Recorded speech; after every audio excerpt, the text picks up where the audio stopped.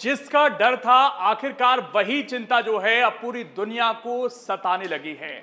Syria में महज 11 दिन के अंदर सत्ता का परिवर्तन तो हो गया, लेकिन जिस सीरियाई सरकार पर लंबे समय तक ये आरोप लगते रहे कि वो अपने विद्रोहियों के खिलाफ रासायनिक हथियारों का इस्तेमाल करती आई है, जिस सीरिया में बहुत सारे हथियारों को एक समय नष्ट कर दिया गया, जिस सीरिया के बारे में कहा जाता है कि इजराइल लगातार फिलहाल वहां पर ड्रिल चला रहा है ताकि हथियारों को नष्ट किया जा सके, ये दावा किया जा रहा है कि ये विद्रोहियों के हाथ में ना लगें। उसी सीरिया से अब खबर ये निकलकर सामने आने लगी है कि ये जो रासायनिक हथियार हैं, जो कभी एक बड़ा टूल वहां की असद सरकार ने अपने विद्रोहियों के लिए अपनाया हुआ था, वहां पर ये अब जो है गलत इस्तेमाल किए जा सकते हैं।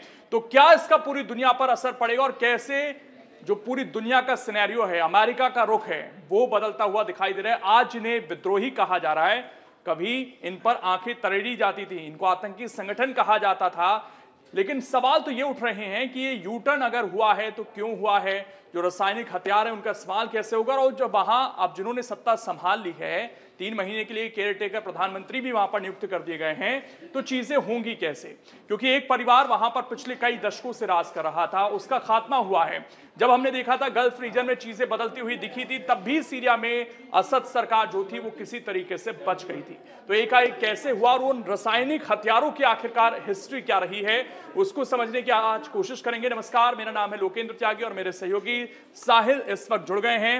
न्यूज स्टेट के इस डिजिटल प्लेटफॉर्म पर आप हमें देख रहे हैं। साहिल भैया, अगर इस तरह का सत्ता परिवर्तन हो महज 11 दिन के अंदर, एक ऐसा परिवार जिसका दशकों से राज हो, अगर वो उखाड़ फेंक दिया जाए वहां से, और जिस पर आरोप गंभीर हो कि भैया आपने भी जो किया वो बारी आपकी है, और सिर्फ उनके जो समर्थित लोग हैं वहां पर उनको खतरा होगा, ऐसा नहीं। अगर कोई ऐसे माइंडसेट की सरकार आ जाए जहां लोकतांत्रिक मूल्य कम हो, हालांकि अब सीरिया ये दावा जरूर कर रहा है कि वहां पर लोकतंत्र की हम स्थापना करेंगे, चीजें बेहतर होंगी, आजादी मिल गई है, लेकिन उन हथियारों को लेकर थोड़ा बताइए कि कितना बड़ा ये खतरा इस वक्त दुनिया के लिए है। देखिए, सबसे बड़ा खतरा है क्योंकि जो केमिकल वेपन है इसको बैन कर दिया गया था। फर्स्ट वर्ल्ड वॉर के बाद से इसको बैन कर दिया गया था कि इस तरीके का कभी अटैक ना किया जाए। बिल्कुल। पर इस बैन के बाद हमेशा से ये उठते रहे हैं, सवाल उठते रहे कि 1970 की बात हो या 1980 की बात हो, सीरिया ने हमेशा ये अटैक्स किए हैं, हमेशा ऐसे वेपन्स को बनाया है, जिस वजह से सीरिया पर हमेशा ये सवाल उठते रहे थे कि आखिर क्यों सीरिया केमिकल वेपन्स को बना रहा है।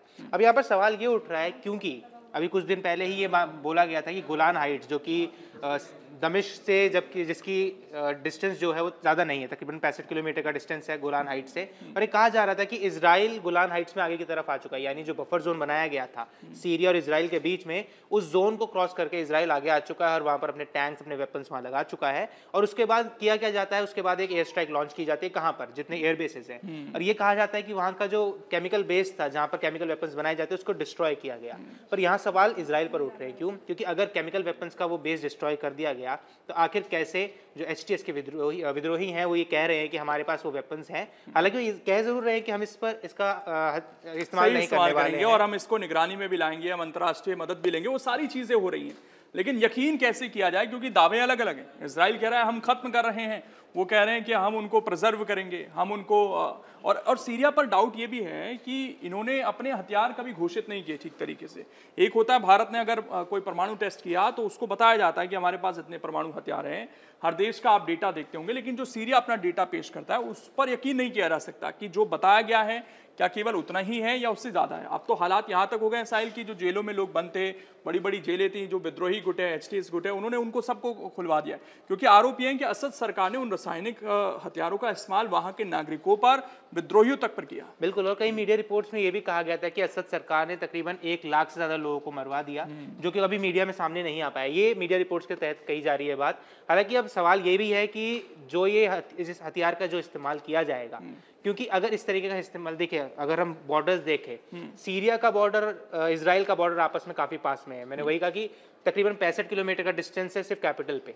दमिश्क से बात करें, गोलान हाइट्स से, गोलान हाइट्स का सीधा इजराइल लग जाता है। इसी वजह से इजराइल कहीं ना कहीं उसको आगे आगे और अपनी सिक्योरिटी पे ले आया है उस चीज को। क्यों? क्योंकि अगर हम ध्यान दें तो एक युद्ध चल रहा है जो कि चल रहा है इजराइल और ईरान का, और इस ईरान में जो प्रॉक्सी यूज कर रहा था, जो ईरान प्रॉक्सी में लोगों को यूज कर रहा था, चाहे हिजबुल्ला हो चाहे हमास हो, ये कहीं ना कहीं जो अपनी ट्रेनिंग लेते थे वो सीरिया के उसी एरिया में आके लेते थे।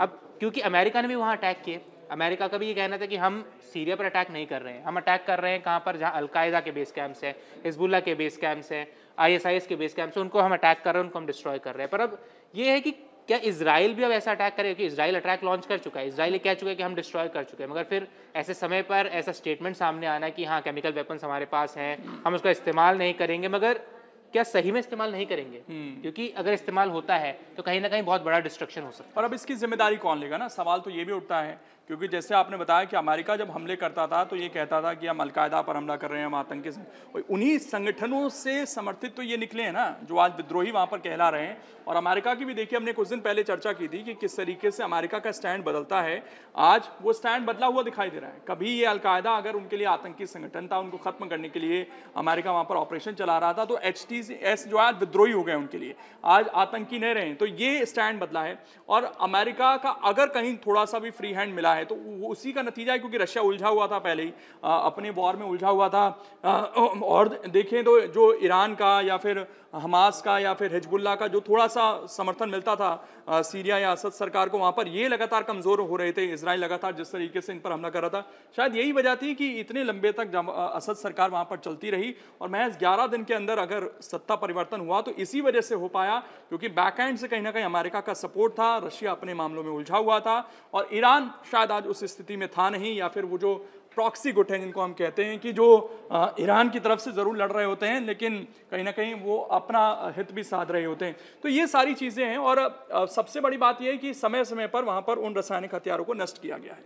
2014 में भी वो कार्रवाई हुई और हज़ारों मैट्रिक टन वो रासायनिक हथियार हैं जो वहाँ पर हैं, और उनका जो असर है ना, अगर वो दूसरों के हाथ लग गए तो ये बहुत सारी जो कंट्रीज़ है ना, ये रीजन वैसे ही अगर हम कहें पूरा जो गल्फ का रीजन है वो वैसे ही बहुत अशांत रहा है। 2010 से ही अगर हम देखें तो जो आसपास के एक एक कर देश हैं उनमें कैसे सत्ता परिवर्तन हुआ है।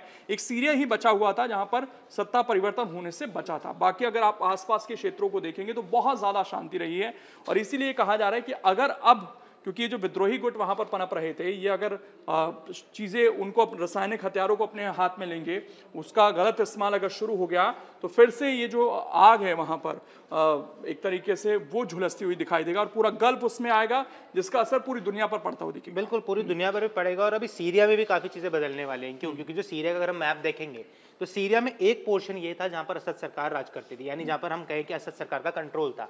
एक जो कुर्द वाला रीजन है वो बिल्कुल अलग है। तो जब से HTS के जो विद्रोही हैं, HTS के विद्रोहियों ने जो कब्जा किया है वो इस वाले रीजन पे किया है जहां असद सरकार अपना राज कर रही थी। पर जो कुर्द वाला रीजन है वो हमेशा से विद्रोह करता रहा है कि हमें अपना एक अलग देश चाहिए, क्योंकि अब पॉलिटिकल इंस्टेबिलिटी इतनी ज़्यादा है एक कंट्री, क्योंकि तख्ता पलट हो गया है, चीज़ें इतनी बदल गई हैं, तो कहीं ना कहीं अब हमें आने वाले दिनों में देखने को मिल सकता है कि कुर्दिस्तान की भी डिमांड बढ़ सकती है। मतलब ऐसा कहा जा रहा है कि वहाँ 4-5 जो देश हैं वो सीरिया के अंदर ही हमें बनते हुए दिखाई दे सकते हैं। हालांकि अभी थोड़ा इंतजार हमें करना होगा। अभी तो वहाँ पर बड़ी बड़ी बातें हो रही हैं, जैसा अमूमन होता है, जैसा अफगानिस्तान में भी दावा किया गया वहाँ पर, लेकिन आज क्या हो रहा है, वहाँ के मंत्री पर ही हमला कर दिया गया और उनकी जान ले ली गई। तो आप नहीं कह सकते हैं कि इस तरह से कहीं डेमोक्रेसी आती है। डेमोक्रेसी के उदाहरण देखने तो आप अपने भारत में देखिए, इस तरह की डेमोक्रेसी होती है यहाँ पर। ना हम श्रीलंका को डेमोक्रेटिक मान सकते हैं, ना हम बांग्लादेश को मान सकते हैं। आप देखिए ना वहाँ पर हो क्या रहा है। तो ये कोई सिस्टम नहीं है, कोई ये आज़ादी इसको नहीं माना जाए। वहाँ के लोग बेशक इसे आज़ादी कहें, लेकिन डेमोक्रेसी जब तक वहाँ पर एक मजबूत लोकतंत्र बॉडीज़ आप नहीं बना देंगे तब तक नहीं मानी जाएगी, और तब तक जो डर है वो बना रहेगा और बड़े हमले या फिर आसपास के जो क्षेत्र हैं वो शांत हो सकते हैं। हालांकि देखना होगा कि अब आगे किस तरह का डेवलपमेंट होता है, अदर कंट्रीज़ की वहाँ पर क्या भूमिका रहती है, और जो भी अपडेट्स होंगी सबसे पहले न्यूज़ स्टेट पर आपको मिलते रहेंगे। इसलिए चैनल को फॉलो करना है। फिलहाल इस वीडियो में आप जुड़े बहुत बहुत शुक्रिया। न्यूज नेशन अब व्हाट्सएप पर खबरों की ताजा अपडेट के लिए न्यूज नेशन के इस QR कोड को स्कैन करें।